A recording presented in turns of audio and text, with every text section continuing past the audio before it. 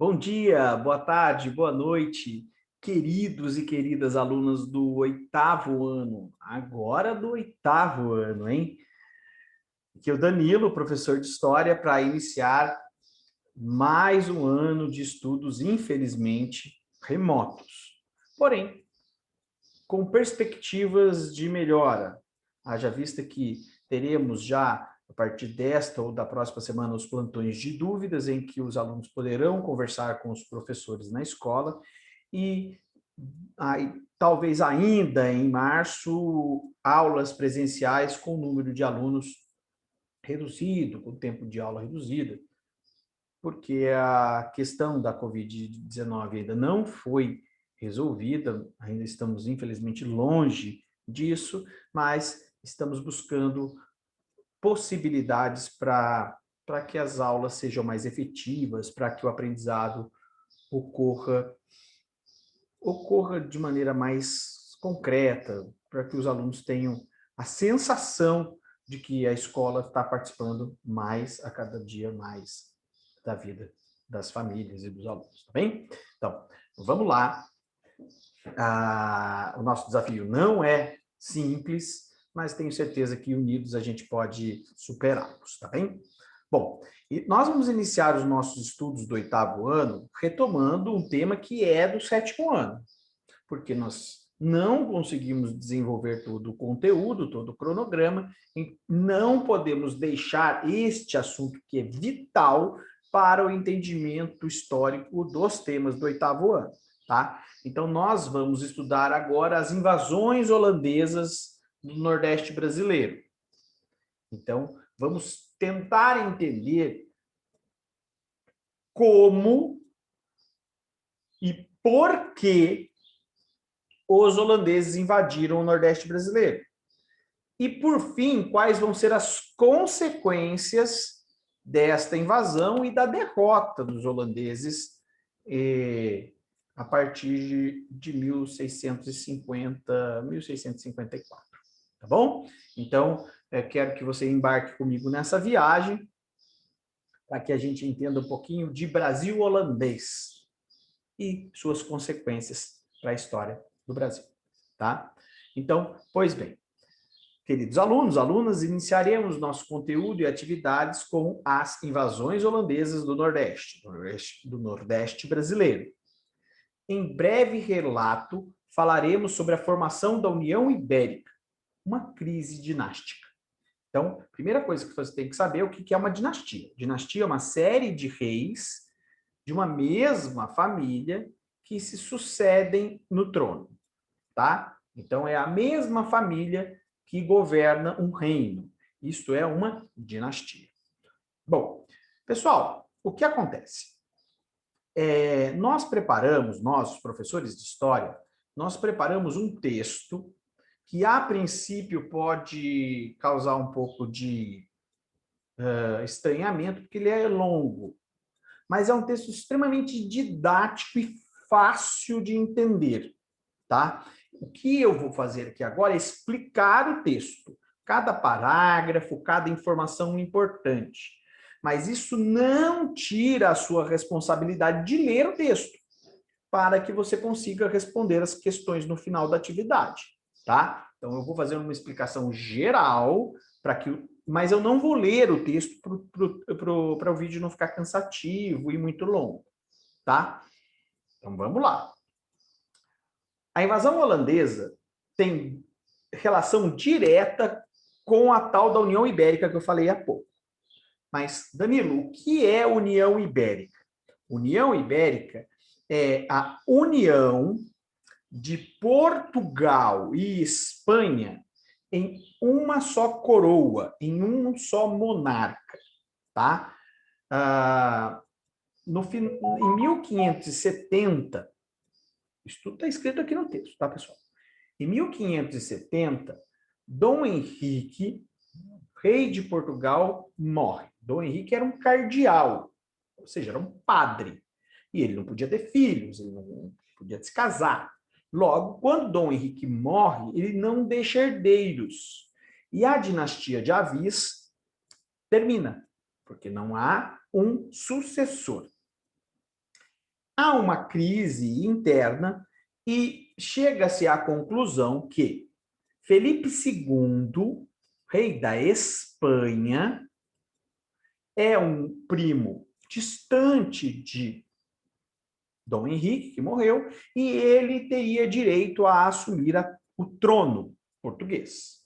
Então, veja, o rei de Portugal, que faz parte de uma linhagem indireta do rei morto de Portugal, ele assume também a coroa lusitana portuguesa, tá? E, a partir daí, une os dois países, as duas nações. Essa união se dá em 1580, tá? Porque há ali uma crise, há ali uma guerra, umas escaramuças que em 1580 serão resolvidas. Dom Felipe II assume, então, o trono de Portugal e já é o rei da Espanha. A partir de 1580 até 1640 existe a União Ibérica, tá? O rei da Espanha também é rei de Portugal. Aqui cabe uma lembrança. Portugal ganhava muito dinheiro, muitas riquezas, muito ouro, muita prata da produção de açúcar do Brasil. Então, Brasil, América Portuguesa na época, tá?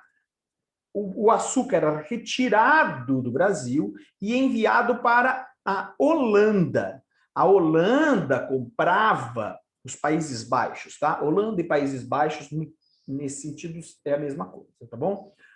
A Holanda comprava esse açúcar, refinava e distribuía para a Europa. Essa relação Portugal e Holanda era boa para os dois países, tá? Porém, a Holanda era rival, era inimiga da Espanha. E quando Portugal se une à Espanha, o rei espanhol Filipe II corta relações econômicas com a Holanda. Muito importante agora que vocês entendam, tá? A Holanda é um país muito poderoso na época. Século XVI e século XVII, a Holanda é uma das potências econômicas da época. Então, nós tínhamos como potências econômicas a Espanha, a Holanda e um pouco menor, nesse momento, a Inglaterra. Tá? França também, mas principalmente Espanha, Holanda, Inglaterra e um pouco menos a França. Tá? Então, neste sentido, a Holanda é tirada do negócio de açúcar, o que prejudica demais os negócios holandeses. O que os holandeses decidem? Invadir as colônias portuguesas na América e na África. Tá? Então, em retaliação a essa interrupção do comércio Holanda-Portugal, os holandeses decidem invadir a África portuguesa e decidem invadir a América portuguesa. Tudo bem? Tudo em razão da produção de açúcar.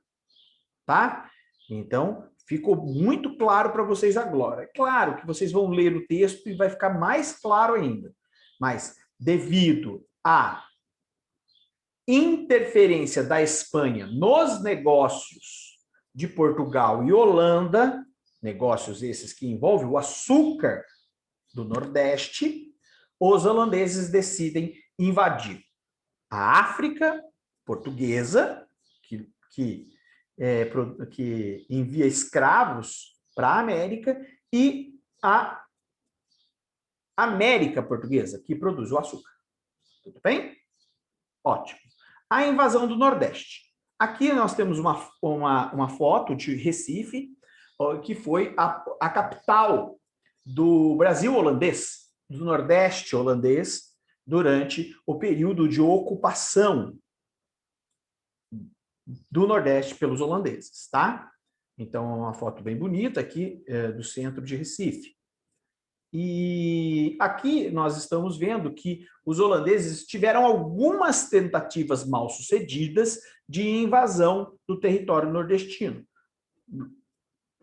quase sempre repelidas pelos exércitos portugueses e pelos indígenas que estavam do lado dos portugueses no Nordeste. Porém, em 1621, os holandeses mudam de tática e criam uma empresa. Criam uma empresa chamada Companhia das Índias Ocidentais. E essa companhia, que seria a holandesa, que vai ficar responsável pela invasão dos territórios portugueses.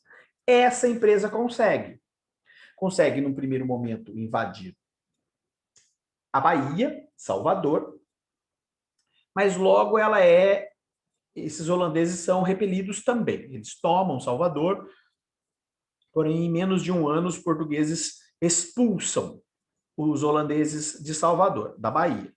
Porém,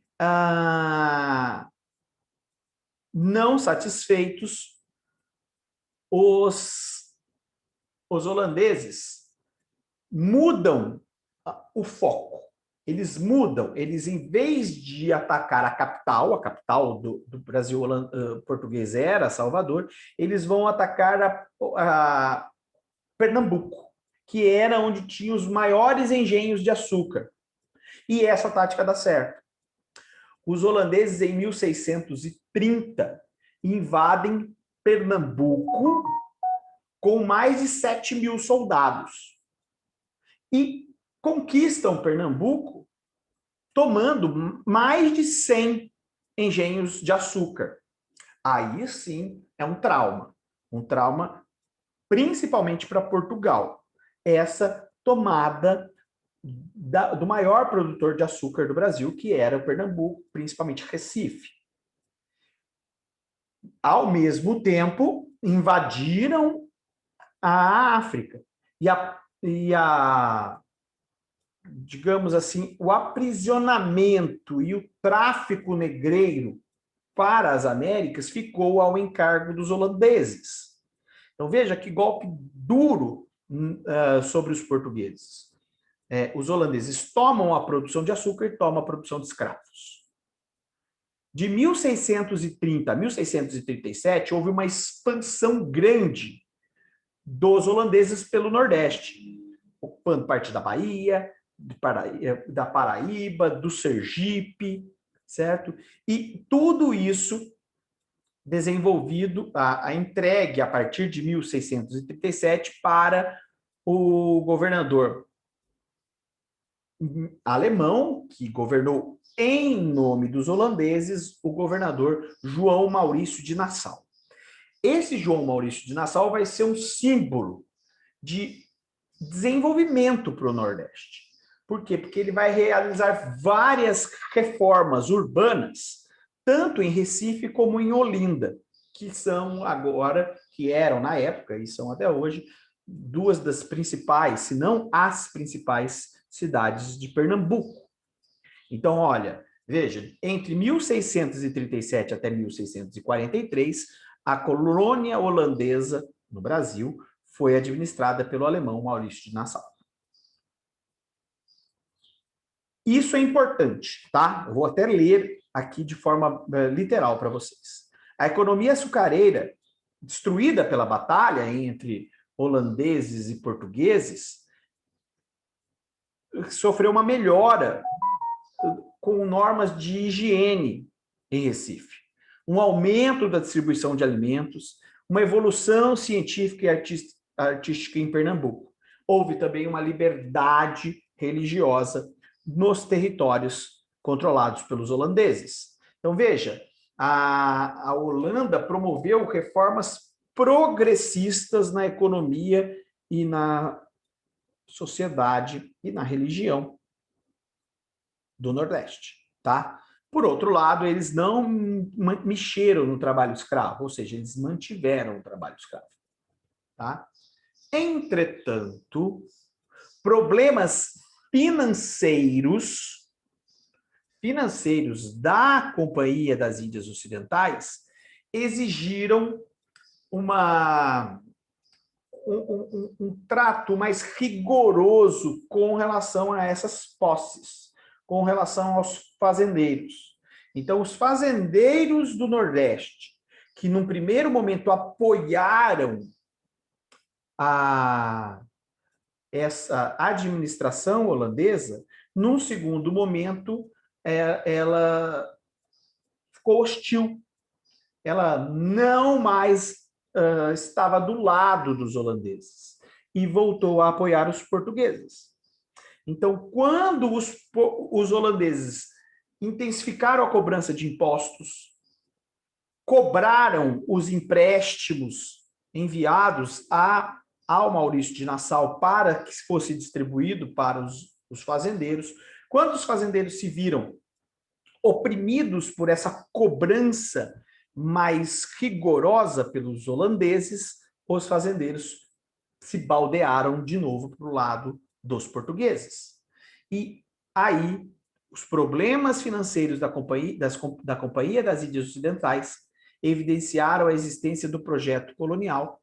Os holandeses evidenciaram o fracasso, a decadência do projeto colonial dos holandeses no Brasil. A intenção de desenvolver uma colônia baseada no comércio fracassou. Isso fica claro com o retorno de Maurício de Nassau para os Países Baixos. Por quê? Porque Maurício de Nassau não concordava com essa política mais rigorosa do Brasil. Ele sabia que quanto mais rigoroso fosse o controle holandês no Nordeste, mais oposição ele teria. Então, quando a Companhia das Índias Ocidentais exigiu essa postura mais autoritária, Maurício de Nassau abandonou e voltou para a Holanda. Tá? A partir daí, a decadência da Companhia das Índias Ocidentais foi evidente. Tá? Em 1640, houve o final da União Ibérica, ou seja, Portugal e Espanha se separaram novamente, e isso fez com que os holandeses, os portugueses se dedicassem muito como eu posso dizer, a retomada de suas colônias africanas e americanas. Tá? A partir de 1645 começam-se as Guerras Brasílicas, que é um conflito que envolveu portugueses, holandeses e indígenas de ambos os lados. Os indígenas participaram demais dessas Guerras Brasílicas, e à medida que a situação dos holandeses do Nordeste se agravava, o apoio aos portugueses aumentava. Tá? Então, os problemas econômicos enfrentados pelos holandeses diminuíam o apoio que os fazendeiros, que os indígenas davam aos holandeses. Tá? Em 1654, os holandeses foram derrotados pouco a pouco. Houve uma grande mobilização de negros e indígenas para lutar do lado dos portugueses. As duas principais batalhas dos Guararapes são indígenas que lutaram do lado dos portugueses, aconteceram em 1648 e 1649 e decretaram derrotas significativas para os holandeses. Os holandeses mantiveram a cidade de Recife até 1654, porém, em 1654, os holandeses foram definitivamente derrotados. Tá? Esse último parágrafo ele é muito importante, então vou ler ele de forma literal. A cidade de Recife foi cercada, invadida e conquistada pelos portugueses, colocando fim na experiência colonial holandesa no Brasil. Nesse processo, os portugueses também reconquistaram as feitorias da África, que tinham sido tomadas pelos holandeses. A crise, atenção, grifem essa parte, isso é muito importante. A crise da economia açucareira teve início no Brasil em meados do século XVII, quando os holandeses foram expulsos do Nordeste e passaram a cultivar e produzir açúcar em suas colônias das Antilhas. O produto holandês ganhou grande espaço no mercado europeu, deixando o açúcar brasileiro para trás. Portanto, essa concorrência fez com que o cultivo da produção de açúcar no Brasil diminuísse significativamente. Em meados do século XVIII, as atenções se voltaram para a região das Minas Gerais, exploração do ouro, colocando de vez a economia açucareira em segundo plano. Então, em resumo, os holandeses são derrotados e levam a tecnologia e levam a técnica de produção de açúcar para as Ilhas das Antilhas, lá na América Central. Logo, o açúcar antilhano, o açúcar holandês, fica mais barato e de melhor qualidade. Logo, o açúcar brasileiro, o açúcar português, cai em decadência.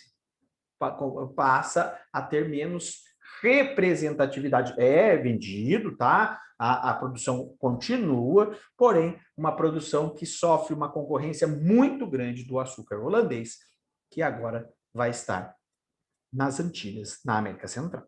Tudo bem? Com isso, o foco da economia brasileira passa à mineração, que vai ocorrer em Minas Gerais, mas será objeto do nosso próximo plano de estudos. Tudo bem?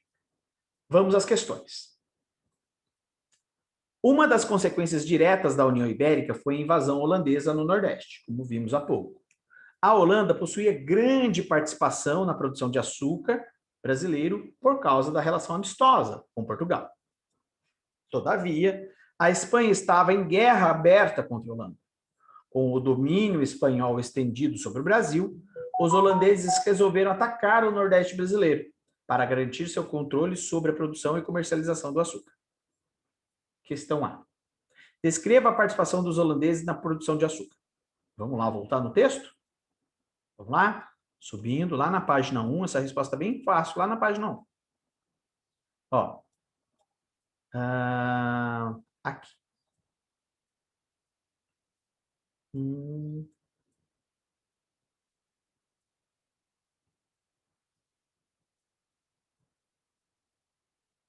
Nessa parceria. Aqui, ó. A atividade açucareira era a principal atividade econômica do Brasil e era altamente lucrativa. Sua instalação se deu com empréstimos holandeses. Aqui começa, ó. A produção de açúcar deu-se com empréstimos holandeses e participação holandesa nesse negócio. Também se dava no transporte, então, ó, empréstimos, transporte, refinamento e distribuição do produto pela Europa. Tá bom? Esses quatro processos definiam a participação holandesa com o Portugal no comércio do açúcar antes da União Ibérica. Empréstimos, transporte, refinamento e distribuição do produto pela Europa. Tá? Resposta da A. Letra B. Vamos lá, devagar. Letra B. Descreva as principais medidas tomadas por Maurício Nassau no Brasil. Vamos voltar no texto. Vamos voltar no texto. Ó, o que Maurício de Nassau fez por Pernambuco, pelo Brasil holandês? Uma melhora nas normas de higiene de Recife, um aumento na distribuição de alimentos, a evolução científica e artística em Pernambuco, liberdade religiosa nos territórios que controlava. Tá? Então, são medidas progressistas que visavam desenvolvimento, principalmente econômico, de Pernambuco e depois do Brasil holandês. Tá? Letra C. Explique por que Maurício de Nassau foi demitido. Isso é fácil, não precisa nem voltar no texto. Maurício de Nassau é demitido porque ele não concordou com uma política de controle mais rigoroso sobre a colônia do Nordeste holandês na época. Então, Maurício de Nassau propunha uma relação amistosa de cobrança de impostos bem suaves. A Companhia das Índias Ocidentais propunha uma cobrança de impostos mais rigorosa, mais intensa, mais pesada. Isso faz com que o Maurício de Nassau perceba que isso é um erro e desista do comando do Brasil holandês, da administração da Companhia das Índias Ocidentais. Tá? Relacione a demissão de Nassau com a charge abaixo. O que a demissão de Nassau tem a ver com essa charge? Então, vamos lá. Tem aqui o colono, tá? Português, que mora no Brasil, e vence a guerra e manda os holandeses irem plantar batatas. Vão plantar batatas. E os holandeses falam, não, vamos plantar açúcar nas Antilhas. E vocês vão se arrepender de ter nos expulsado. Ou seja, os holandeses dizem, o que tem a ver? Nassau, ele é derrotado, ele sai do Brasil, mas com isso os holandeses levam a técnica e a tecnologia para outro local e deixam um açúcar menos competitivo no Brasil.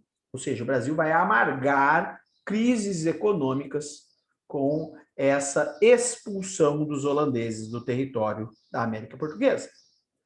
Tudo bem? Danilo, como que eu explico isso de forma simples? Vamos lá, então. Você vai colocar assim, na sua questão. Os portugueses vencem, porém, os holandeses levam as técnicas de produção, a tecnologia de produção para as Antilhas, e isso vai tornando a economia açucareira no Brasil cada vez menos vantajosa, cada vez mais decadente. Certo? E, por fim, última questão, identifique a crítica feita à charge abaixo. Estamos carregando esta colônia nas costas. O que isso quer dizer? Que em qualquer momento da história colonial, seja com ocupação portuguesa, ou seja com ocupação holandesa, quem desenvolve, quem trabalha para o desenvolvimento econômico no Brasil, são os negros escravizados, tá? Então, os negros escravizados carregam o desenvolvimento econômico da América Portuguesa ou da América Holandesa de forma física, ou seja, se esforçam, se dedicam e morrem em função dessa opressão que eles sofrem para desenvolver os engenhos de açúcar. Tudo bem? Pessoal, era isso que eu tinha para dizer, era isso que eu tinha, essa aula que eu tinha para dar. Aqui nós temos 3 sugestões de vídeos para que fique mais claro para vocês esse momento importante da história do Brasil, ou seja, o Brasil ele vai mudar o eixo econômico, tá? O Nordeste vai deixando de ter importância gradativamente para passar a importância econômica para o Sudeste brasileiro, tá bom? Hoje você percebe um Sudeste mais economicamente ativo em decorrência primeira das guerras entre portugueses e holandeses no Nordeste brasileiro, tá? Deixa eu encerrar o compartilhamento para ver vocês aqui de tela cheia, desejar um ótimo ano de estudos, falar que estou do lado de vocês, no que vocês precisarem de mim, podem contar, tá bem? Um grande abraço, felicidades e em breve nos veremos pessoalmente. Abraços, 8º ano. Felicidades.